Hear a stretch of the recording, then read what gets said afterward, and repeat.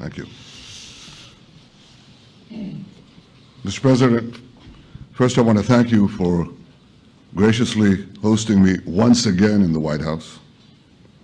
And second, I want to thank you for your friendship and for your leadership.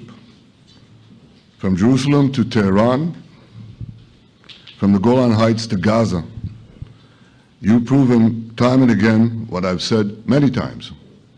You are the greatest friend that Israel has ever had in the White House. And Mr. President, you and I both know it's not even close. While you focus at home on making America great again, your leadership abroad is changing the world for the better, ending wars and advancing peace. I believe that today we're taking a critical step towards both ending the war in Gaza and setting the stage for dramatically advancing peace in the Middle East, and I think beyond the Middle East, in very important Muslim countries. I support your plan to end the war in Gaza, which achieves our war aims. It will bring back to Israel all our hostages, dismantle Hamas's military capabilities, end its political rule, and ensure that Gaza never again poses a threat to Israel. We would not have achieved this turning point without the courage and sacrifice of our incredibly brave soldiers. They fight like lions to defend the people of Israel, and they serve on the front line in the war between civilization and barbarism. Mr. President, when our two countries stand shoulder to shoulder, we achieve the impossible. Just a few months ago, in Operation Rising Lion and Operation Midnight Hammer, we struck a decisive blow against Iran's nuclear and ballistic missile program. Your bold decision to send those B-2s made the region safer and the world safer. Now, under your leadership, we're taking the next step to win the war and expand the peace. Your plan is consistent with the 5 principles my government set for the end of the war and the day after Hamas.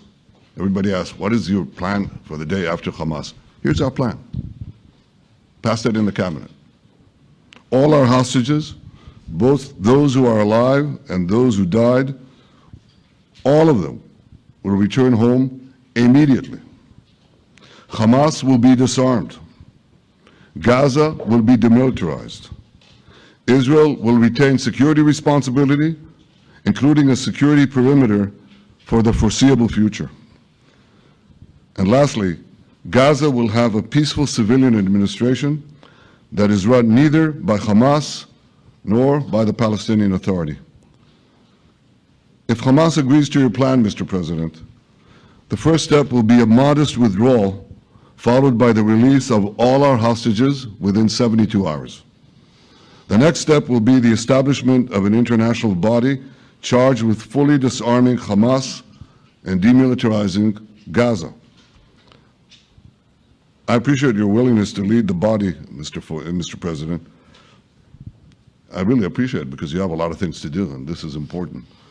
And it reflects the confidence that this will give everyone, that things will be followed up on all the commitments made. The fact that you're taking this on, I think, helps a lot to make sure that everything flows in the direction that we want. Now, if this international body succeeds, we will have permanently ended the war.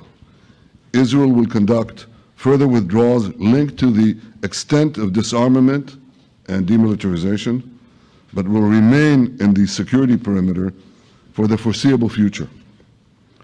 I think we should understand that we're giving everybody a chance to have this done peacefully, something that will achieve all our war objectives without any further bloodshed. But if Hamas rejects your plan, Mr. President, or if they supposedly accept it and then basically do everything to counter it, then Israel will finish the job by itself. This can be done the easy way, or it can be done the hard way, but it will be done. We prefer the easy way, but it has to be done. All these goals must be achieved because we didn't fight this horrible fight, sacrifice the finest of our young men to have Hamas stay in Gaza and threaten us again and again and again with these horrific massacres. Mr. President, I was encouraged by your clear statement at the UN against the recognition of a Palestinian state. That would be an outcome that, after October 7th, would reward terror, undermine security, and endanger Israel's very existence. As for the Palestinian Authority, I appreciate your firm position that the PA can have no role whatsoever in Gaza without undergoing a radical and genuine transformation. In your 2020 peace plan, which you mentioned just now, you made clear what that transformation requires. It's not lip service. It's not checking a box. It's a fundamental, genuine, and enduring transformation. And that means ending pay to slay, changing the poisonous textbooks that teach hatred to Jews, to Palestinian children, stopping incitement in the media, ending lawfare against Israel at the ICC, the ICJ, recognizing the Jewish state, and many, many other reforms. It won't come as a surprise to you that the vast majority of Israelis have no faith that the PA Leopard will change its spots.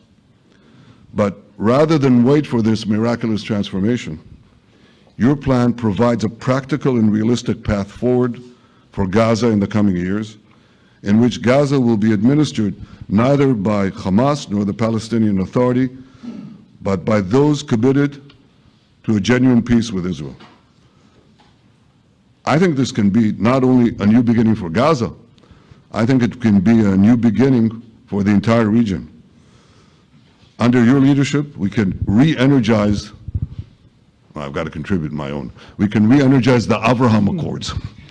That's what it's called in the original Hebrew, Abraham. Abraham is fine, Abraham, however you want to call it. Under your leadership, Mr. President, we can re-energize the Abraham Accords that we forged 5 years ago.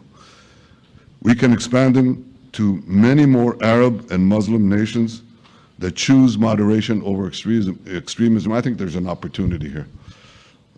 It's not going to be easy, it's tough going, but I think if we succeed, you're absolutely right. We're going to open possibilities that nobody even dreamed of. But I think we dream of them. As you've told me, Mr. President, and you've told the world many, many times, you said, remember October 7th. Remember October 7th. And we do.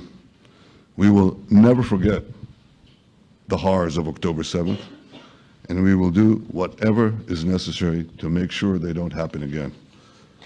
Since October 7th, Israel's enemies have learned a hard truth. Those who attack us pay a heavy price, but those who partner with us advance progress and security for their peoples. President Trump just said it, it's also in the Bible. It says, those who will bless you will be blessed, and those who will curse you will be cursed. And that's actually what is happening. We want the blessings. I think we've done a lot in the past 2 years to end the curse. We're not finished, but we've done a lot. And we've done a lot together to end the curse. I want to thank your entire team for their efforts to get to this point. I especially want to thank Steve Witkoff and Jared Kushner for their indefatigable work to bring Israel and Arab states in the region closer together. I am deeply grateful to both of them for their work. We had a phone call today just to make it clear. I said to the Prime Minister of Qatar, Israel was targeting terrorists. It wasn't targeting Qatar.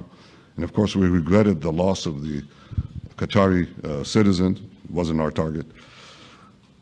And I very much appreciate President Trump's proposal to have a trilateral body, the United States, Israel, and Qatar, to work out respective grievances. There are quite a few.